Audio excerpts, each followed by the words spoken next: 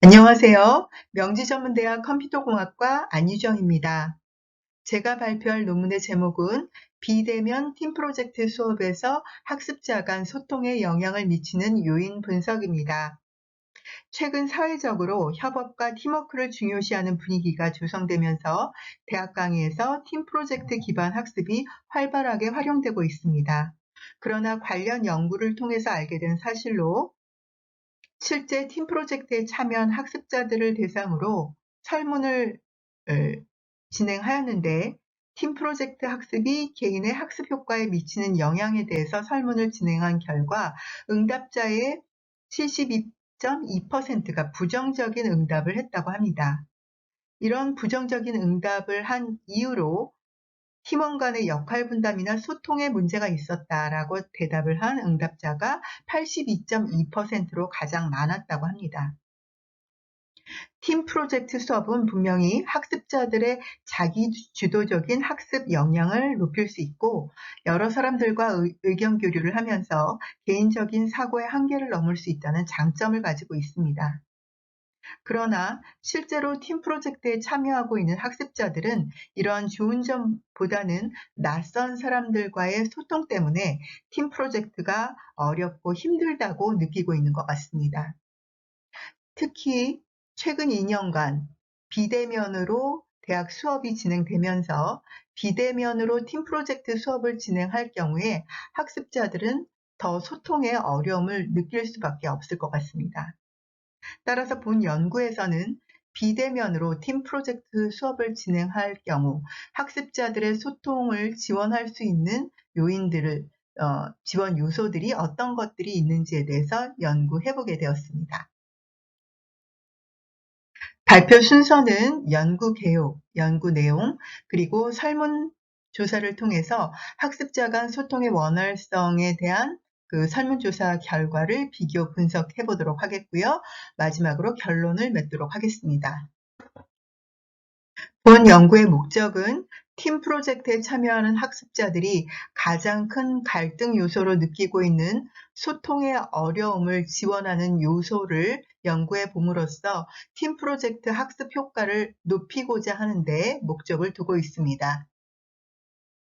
본 연구의 대상 수업은 2020년과 2021년에 진행한 비대면 자바 팀 프로젝트 개발 수업입니다. 이 수업의 팀 프로젝트 진행 절차는 총 4단계로 이루어져 있으며 첫 번째는 팀 구성 단계, 두 번째는 프로젝트 계획 단계, 세 번째는 프로젝트 구현 단계, 네 번째는 프로젝트 평가 단계로 이어집니다. 이 중에서 구성원들의 소통과 직접적인 관계가 있는 중요한 단계는 팀 구성과 프로젝트 계획 단계라고 볼 수 있습니다. 2년 동안 본 연구의 대상 수업에 참여한 학습자들의 특성을 비교해 보겠습니다. 2020년도에는 1학년 때는 대면 수업을 하다가 2학년이 돼서 비대면으로 전환된 학습자들로서 1학년 때 대면 수업을 통해서 친분이 이미 쌓여 있고 또 상호작용을 한 경험이 많은 그런 학습자들이었습니다. 그러나 올해인 2021년도 2학년 학생들은 대학 입학부터 현재까지 비대면으로만 수업에 참여하였기 때문에 상호 인지도가 매우 낮은 학습자들로 구성되어 있었습니다. 따라서 팀 구성하는 방법이 좀 달랐는데요. 2020년도에는 친분이 있는 학습자들끼리 자율적으로 팀 구성해서 교수자에게 알려주었다면 2021년도인 올해 학습자들은 상호 인지도가 낮아서 자율적인 팀 구성이 힘든 상태였습니다. 그래서 교수자가 사전에 개발할 프로젝트 주제에 대한 선호도 조사를 먼저 하고 그 결과 선호 주제가 유사한 학습자들로 팀 구성을 해서 교수자가 팀 구성을 지원한 경우가 되겠습니다. 2020년도에는 친분이 있는 학습자들끼리 팀 구성을 했기 때문에 교수자가 적극적인 소통을 위한 지원을 하지는 않았습니다.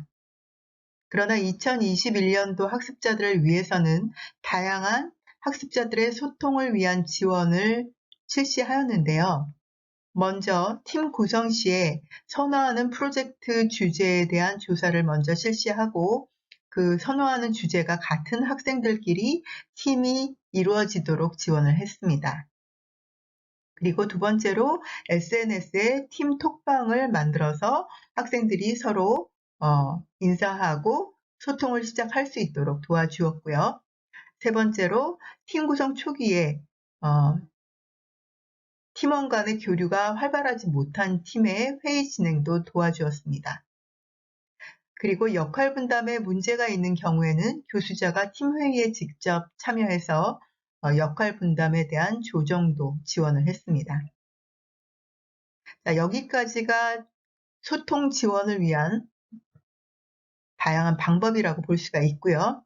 이 외에도 학생들의 프로젝트 진행을 돕기 위해서 이메일이나 SNS를 통해서 상시 질의를 받고 응답을 제공했으며, 또 수업 시간 외에 주 1회 실시간 화상회의를 오픈해서 희망자들의 프로그램을 화면 공유를 통해서 그 코드 분석을 해주기도 했습니다.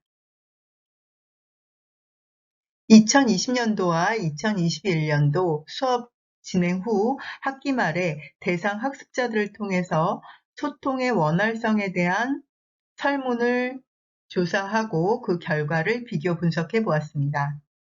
먼저 상호 친분이 높은 학습자들로 팀 구성을 한 2020년도, 그리고 상호 인지도가 낮아서 교수자가 다양한 지원을 한 2021년도 학습자들에게 소통 원활성에 대해서 설문을 하였고, 그 응답 결과는 이 그래프와 같습니다. 눈에 띄는 것은 2020년도, 즉 친분이 더 높은 그 학습자들이 팀 구성을 한 그런 경우가 소통이 더 원활하다고 느꼈던 것 같습니다. 팀 프로젝트 진행 시 소통이 원활했는가라는 5점 척도 질문에 대해서 2020년도 학습자, 즉 친분이 높은 학습자들끼리 팀 구성을 해서 팀 프로젝트를 진행한 결과에는 매우 그렇다와 그렇다를 선택한 그 학습자의 비율이 75.38%에 해당되고, 보통이다까지 포함하면 95.38%에 해당되는 매우 높은 소통의 결과가 있었다고 응답을 했습니다.